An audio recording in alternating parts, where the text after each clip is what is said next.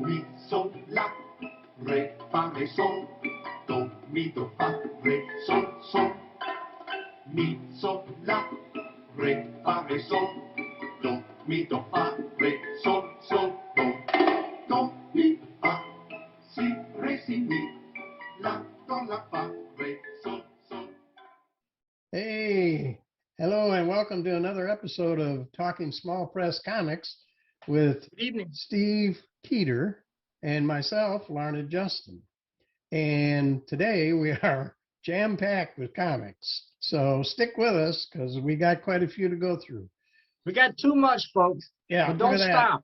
We Keep sending those sometimes colored don't letters get and anything, and this time we got maybe more than one show. I don't know. We'll more see than we how it bargained goes. for. Yeah. Well, that's So- good. That's good. Oh, that's great. I'm happy. All right, let's start off with Zooey #2, which is #2 only in 2022, right? Because Zooey Right. has been around. Zooey is like one of Larry Johnson's. Larry If you saw our Johnson was a last little video, kid. If Yeah, you it's saw our been last around. video where we interviewed Larry Johnson, you know this. Mhm. He goes back to the mid-'60s. Oh yeah, yeah. When he was a little kid, he came up with this idea, and he's still doing it. And this is Zooey #2 for 2022. And if you saw our show that we did Zooey #1, you'll know that this is Zooey #2, I think. This one is So- Zooey #2. Yeah. And it's, Larry, he does full color, inside and out, completely full color, back, front, and the inside. And I know the first story there's 2 stories in here. And the Mhm. first story is 24 pages. First story is 24 pages, and the last story is about 5 or 9 pages, I don't know. Whatever. What do we It's got here? typical of Larry Johnson. He just, once he 5 gets started, he pages. doesn't stop. He tells the No. whole story as long as it takes. Well, amazing thing, even though some of his stories are very long, they're you don't lose interest. You know, once you start reading, you're hooked and you read it all the way to the end. Well, And then Zooey's this an first interesting story. character. Mhm. He's a human, but a kind of a Mutated. humanoid kind of Yeah. human. And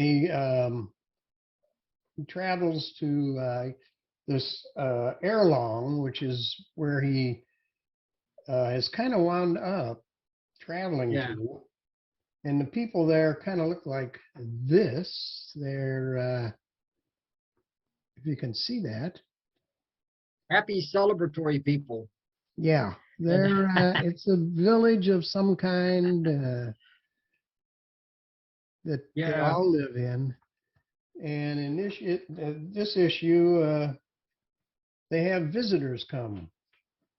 About Gypsy like. They're kind of visitors. like gypsies. A whole troop of them come in, and they are fascinated with Zooey.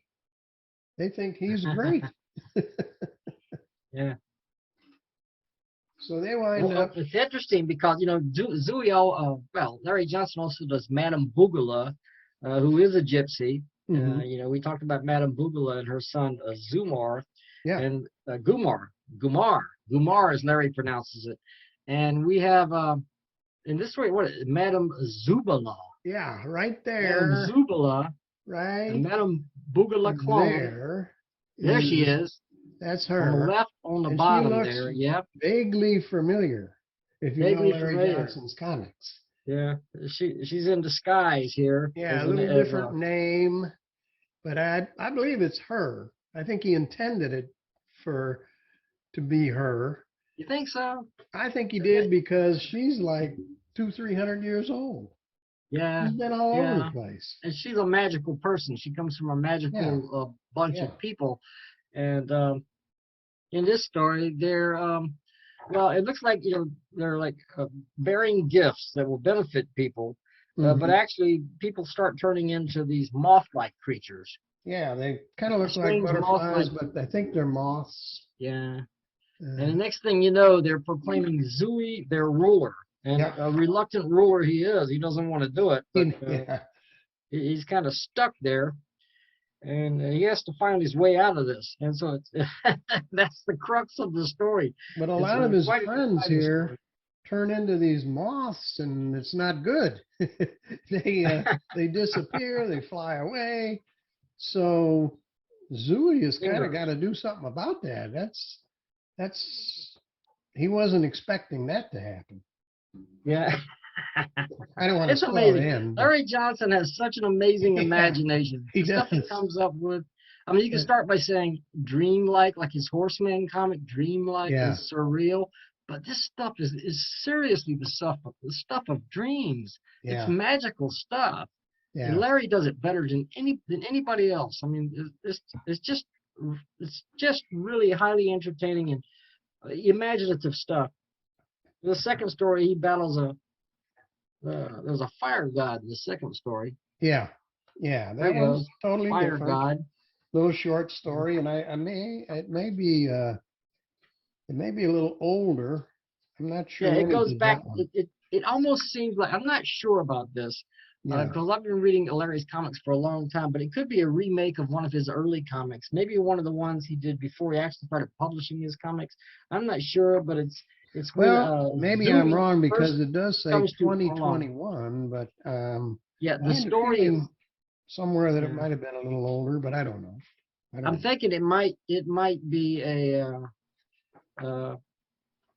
he's going back and retelling something he told earlier, a reboot. Yeah, could be. Could be. There's a couple pages from the last story in the book. Yeah. It's just beautiful. The artwork is beautiful. Yep, it's $6 from Larry Johnson, and of course we'll have his contact info in the description below. Yeah, it's worth every penny of it. It really is, folks. Yeah. I mean, I couldn't underestimate Larry Johnson's comics or his talent. He's really one of the best out there. And I mean, hard working guy. Yeah. No, I mean, that's he has a real lot life of too. work to do that. A lot of work. And then he was telling us how he does the coloring, and that's a big job in itself, just to do the coloring. I mean, he was talking about spending hours just working on coloring one page. Yeah. And I don't know how he can do it. I have a hard time doing a couple of pages. So I don't know. He's the hardest. Let's just say he's the hardest working guy in small press. There you go. Yeah, he produces a lot of comics. Hi, Larry. I know you're watching. We're flattering you here. You owe us. We still have to do a second part to the interview. You have to come back and see us again live on the interview. But all right, what do you want to look at next here? I don't know. You want to look at this one?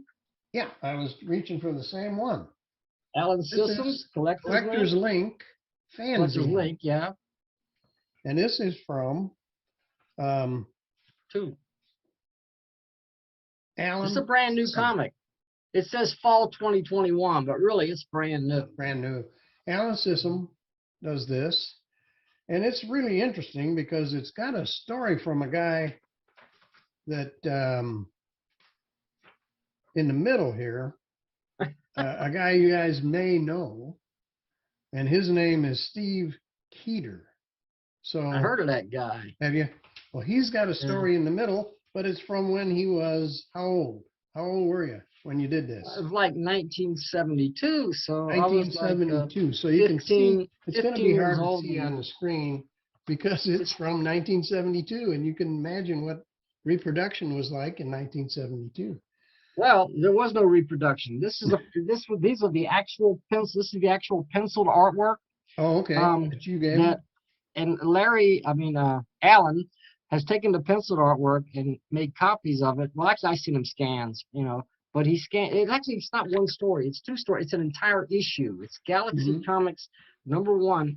And I used to do. A lot of people did these. Larry Johnson also did comic books on pencil before they ever published anything. This was never published. I was just doing it for fun. And it was before I discovered you actually could self-publish your stuff and distribute it in the mail, and other people would read it, and you make copies of it. There was never another copy. I sent scans of the original penciled pages of this. Only one copy ever existed until now. And Alan reprinted the entire issue. Yeah, it's in here. Yeah. It's got the origin of Sunwing. It was really crude early on by myself. And how old were you when you drew that? Like 15 years old. 15 years old. Yeah, I'd say about 15. Sunwing. Here's an example of a wonderful anatomy and a great artwork. Okay, well, that's not the same Sunwing that's in my comics today. I mean, no, he is, but I redid the origin. Everything's redone. The costume's redone, but he was a solar-powered flying hero, and he looks a lot like Iron Man. Yeah. Those days. This also has the very first story of my character, Nightman. Okay. Character from another dimension who only comes out at night.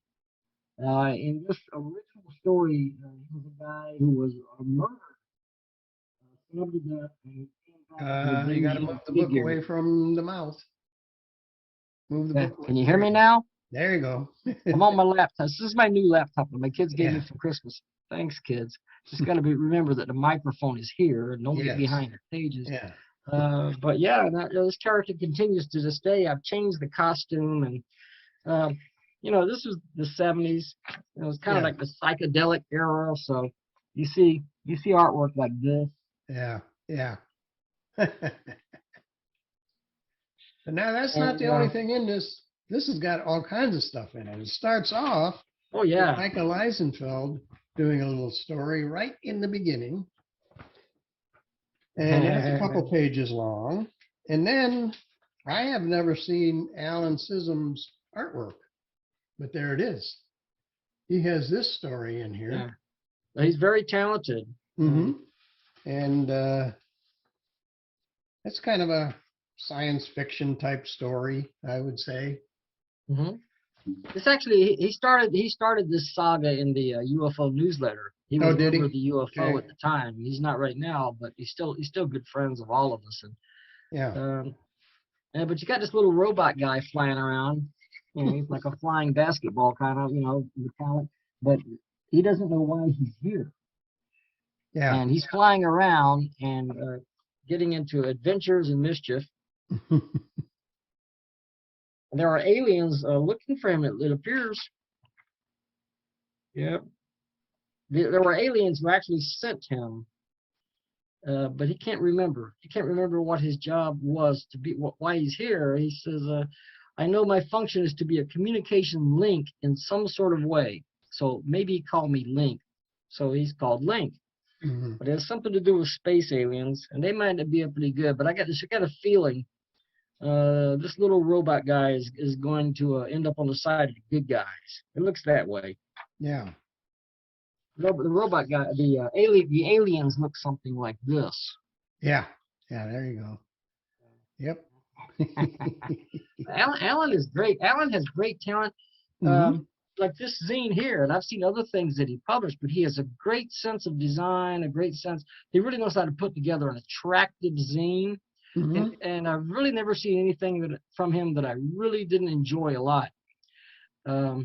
He's his own worst critic sometimes. He doesn't know how good he is. I think I mentioned this before. What's that? Here? Oh, yeah, also, the Verl Holt Bond interview. Yeah, it's an interview, and there's a picture of Verl Holt Bond by my friend. There he is. Which is hard to show. I can see it. When I edit this video, I'll probably do a little better job so you can see a picture of him. But yeah, there's an interview there. It's got all kinds of things in it. Then he's interviewed by Jim Maine. yeah, interviewed by Jim Maine. Then there's the Xenology report, which is gives you some. He reviews some comic books and zines in the back. So there's all kinds of stuff in here. Alan actually did the Xenology report as a separate zine for a while, but he's incorporated it now into the collector's meet pages. It's 50 pages. This is 50 pages. 50. So, you know, and the price is $6, which for 50 pages, I think is pretty good. Yeah. I enjoyed it too. Lots of Not just because my stuff's in the middle, but I enjoyed it. Even little ads in the back here. Over here. Right here, there's some advertisement. Yeah. Oh, that's Steve Shipley. That inside back cover is by Steve Shipley. Oh, the color cover in the back. Yeah, that's Steve. Yeah. Nice. Yeah, that's nice. Not his typical style either. Very interesting. Yeah. A little more edgy. Owls. So just a cool little thing to have. All kinds of stuff in here. Highly recommended. Yeah, definitely. Anything by Alan Sissom I can recommend. Yeah. Okay. All righty. Let's see here. What do you want to do next? Oh, yeah. Coyote. This one. Coyote. Coyote Coyote. Coyote Coyote. Right. That's very difficult to say. But that's what it is. And this is by Joseph Morris. Joseph Morris, yeah. And issue number 1 of this. Color cover. And inside, he has a really cool little character here. I see if I can. Well, he's on the cover. Yeah, that's him. And he's on the cover. Little dog. Yeah. And in the first story here, he actually gets a date with another little dog, and then figures out he has no money to go on the date. Not a nickel. So he tries to get a job at a farm. And the farmer gives him a job digging ditches. So trying to not the make enough greatest money job for in the the day. world, and not much money. There's some really hilarious stuff here. His doggy, he's a coyote, I guess, and he has a dog. Yeah, he has a and dog. the dog is like, yark, yark, yark, yark, yark. That's how he barks. I guess his name is Rokinante. Yeah. Hey, Rokinante, are you ready for your bone? Yeah. Carrot. And it gives him a bone, except if you look, it's a carrot. Right. He runs off and buries it. Which, and my dog would do that too. Yeah. So, it's really funny. Really funny it's a stuff. good little comic. Great little comic. And then it actually the story is to be continued on the last page. To be continued. Yeah. So get this one and get the next one. Absolutely. Highly recommend this. Highly recommend it. Yeah. You'll get a good laugh out of this. Yeah. And Joseph Morris is a talented cartoonist and artist. He's really got a great sense of humor, and you can't help but laugh. Yeah. Yeah, this is a good one. There's a back page. Yep. A few characters of his on here. Mm-hmm. So, yeah. And Back Pocket Comics is Terry Flippo. Terry Flippo. I couldn't say it. He started a little group called Back Pocket Comics, and this is one of the first issues from Back Pocket Comics. That's interesting. You know, I saw that, and I hadn't heard of Back Pocket Comics. You know, Yeah, Terry but that's started cool. it. I don't know too much about it myself, so, but Joseph does. So okay, it says in the front, this is a collection of daily strips that ran online, and there's a Coyote Coyote daily strip at torcpress.com, torcpress.com. So, Well, Joseph publishes something every day on Facebook. Every day. He's got a continuing little strip. So you can see him there. okay. All right.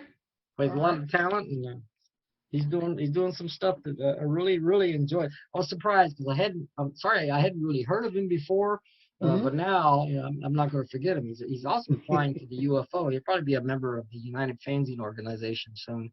That's good. Yeah. You got my vote. Yeah. Okay, now let's look at. I thought you were headed there. Mr. Peeper, Dr. Peepers, I beg your pardon. Dr. Peepers. By Alan Freeman and Dean LeCrone. And Dean LeCrone, yeah. Yeah, but look at Alan Freeman's artwork on the cover. Yeah, it's beautiful. Beautiful. I mean, the guy is just great. And then, if you notice on here, this is issue 78, and it's 12 cents. Yeah, it's not really number 78, but it's kind of a joke. But and the 12 cents is there's a bunch definitely of covers in here that have different numbers on them. They're not real comics, but it's just a parody. Parody, satire. Dr. Peeper covers, and they're all throughout the book. Here's the 80-page giant Dr. Peepers. Yeah, which doesn't exist. Yeah. So, like, here is the alternative covers right inside here by Dean LeCrone. Yeah. Now that's really nice. That's really the alternative cover, and that one is also issue 78 for 12 cents. And Dr. Peepers is a steampunk, time-traveling hero comedian. I mean, he's like everything. Yeah. And a lot of great people contributed to this. It's not just Alan Freeman and Dean LeCrone. There's a bunch of artists involved here. Well, here's Dean LeCrone. Oh, go ahead. Yeah. That's a parody of the issue of Fantastic Four where Dr. Doom took over the Silver Surfers. He got his powers and stole the surfboard and everything. So that's a parody of that. Right. And I believe Alan Freeman did that. And this is Dean LeCrone has a little story about Dr. Peepers right here with inks by Alan, I think colors by Alan. Yeah, you can see Alan in the picture right there. Alan right there with the white in the middle T. And so there's that. Now, there's a number of little stories in here about Dr. Peepers from different artists. So they each have their own take. Dan Burke does a lot of stuff in here. Dan Burke, there's his style. Yeah. Yep. But I've known this guy for, Dan Burke was a guy who ordered my very first small press comic of any importance. I'm number one. He actually ordered that and still has his original copy. That's back in 1973. So I've known this guy for a long time. Yeah. There he is again. There he is. There's the cover of this story. Now, this is a story that is a couple pages long by Dan Burke. And then Dan is hilarious. Another story will start up. Now, in between that, you'll have these covers that they come up with of imaginary comic books that really don't exist, but these are the covers. Yeah. And they advertise them, This one is issue 11 for 12 cents. And the other one over here is issue 46. Then purpley looking one is issue 46. That's only 12 cents. Yeah. And some of the advertisements are hilarious. Alan is on all kinds of ads also in here. There's one there. There they go. And I don't remember that picture being quite like that. Yeah. And they all have a little thing to fill out, and send in. But each one is already filled out by Billy Fricker. The same guy has filled out every one of these little things that you send in for. You know, it's $1 you send in for this hypo coin, but Billy Fricker's already filled it out. And there's all kinds of those in throughout this whole book. It's really something, and it's huge. I mean, the size. This is bigger than a standard comic book. It's real big. I like this guy's artwork in the middle. It's Phil Yeh, or Y-E-H. Okay. Here's something he did, but you want to see something stylish, you go to the next page here. And his inking, I mean, this is... Oh, yeah. Yeah. Like, it's almost sketchy. There's another part of it. look at that. Yeah. It's almost sketchy. But a lot of detail. It's almost like Dr. Seuss steampunk. Yeah. Dr. Peepers madness. It's hard to describe. It is. The one thing I've noticed about most of the stories is the only steampunk guy in it is Dr. Peepers. I don't see any other steampunk people. You're right. I really hadn't thought about that. Yeah, there's no other, I can't find any anyway. But look at these gallery pictures of Dr. Peepers. There's a whole gallery of those in here by different artists. Yeah. Mike? And this all started, I think, because Dean started dressing up as this character at convention. And Alan photographed him. Right. Yeah. And then it took off from there. Here's one that's all digital people. Yeah. See, those are computer generated people. And there's a whole story with those in here. Yeah, and it's full color too, like from cover to cover. Some whole strips are thing in is black and full white, but color. it's generally full color through and through throughout this book. Yeah. It's a real different take on how to do a comic book. It's just different. It's an amazing thing. Here's a big ad for 60s records right there. And Yeah, the title is there's a look at the coupon titles. down here, but it's filled out by Billy Fricker already. Billy Fricker. Yeah, he's ordering the thing on the back too. Yeah, oh yeah. Yeah, Looking he's for got- suckers who like to that's the one where if you want to learn to draw, you send that in. But unfortunately, Billy Fricker already did it. But these kind of ads will bring back all kinds of memories to people. As when you used to buy comic books, that's what was in the middle, years ago. Yeah, if you look up here, the guy in the picture, that's Dean the Crone. It's Dean. It's Dean. Yeah. He's the artist drawn. Yeah. Brilliant work by Alan and Dean. And I've known Alan for several decades, and he's one brilliant guy, one talented, brilliant. He's a great photographer. He's a great artist. He's a great publisher and editor. And they made a movie of Dr. And he makes movies. Yeah, they made a movie, Lost in the Outdoors. And as of just the other day, I was looking, they've entered it in a number of film festivals, and it won first place in the comedy area in 2 film festivals. So, yeah. Did you see and that you can one? see it on YouTube. Did you see it? Al? Yeah, I saw it. You It's saw crazy. I mean, really crazy. Yeah. Yeah. Okay. I think we're getting close to our pal Dale Martin. Yeah, we are. Do you want to go through his? He's almost a whole show in himself, but why don't we look at just this one book? Well, maybe we'll wrap it up. Yeah. Dragon Templar. You got Oh, that? that's a good Andy? one. I got it. This, I think, is very cool. The Dragon Templar. It's a whole, and the cover is kind of cool. You can see the dragon shadow, Yeah. and it's Cover too. It's so color covers on front and back, and then black and white on the inside. It didn't number the pages, so I don't know how many pages that is. It takes place during the Crusades in Yes. the Middle Ages. Yeah, yeah. It that's kind of what it looks like. And the Templars are in a battle, and they employ a dragon. So Yeah. it's the Dragon Templar. Yeah, they're battling like peasants that are revolting or something Mhm. here. Yeah, And but once the dragon comes into the picture, there's no things match change. for that.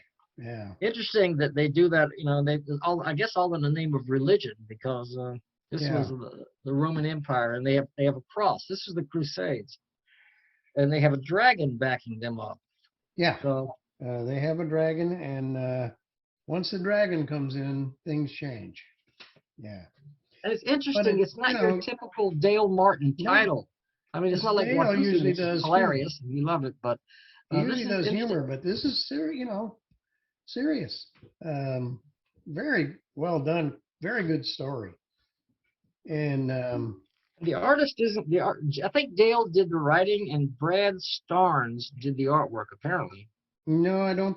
I think Or you think that's it's the other way Dale's. around? That's Dale's artwork. I'd recognize Dale? him. Yeah. Oh, yeah. So Brad Starnes did something here that He might maybe have he wrote it. done the story. Let's see. Does it say? Yeah, that's what I've been trying to figure out I don't since know I if it read the says, but I issue know yesterday. that's Dale's artwork. I've known him for Okay. years. Maybe Brad did the inks or something. Possible, but I don't know. I think maybe the story. Dale, what's the scoop? Who did what? Yeah, I know it We're says trying to probably figure it here, out. and I'm probably missing it. Yeah. But it's a great book, nonetheless. Yeah, it's good. Good stuff from Dale. Yeah. Now we've got a number of other ones from Dale, but we're thinking about saving it for another episode. Yeah, we can do that. Dale said it was probably too much for one he said save them. episode. So that's probably a good idea. We'll save them to the next episode. That'll give us a head start on our next episode. Yeah, and we can review other stuff. You guys keep sending your zines. I'm glad that we got so many from so many talented people. We're very excited to get that many. That's great. If you send them, send a copy to me, send a copy to Larned, If you and want it, we'll review it. we'll review it. If you want it returned, let me know. I will send your copy back to you.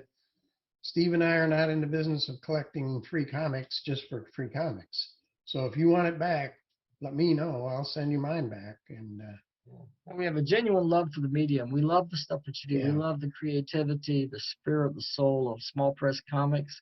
The people are doing things not because they have to do for some big company or some company style. They're doing what they want to do right. and sending it to people who really appreciate it. People Yeah. like us. Yeah. And we really do appreciate it. And Well, distribution is so difficult in small press.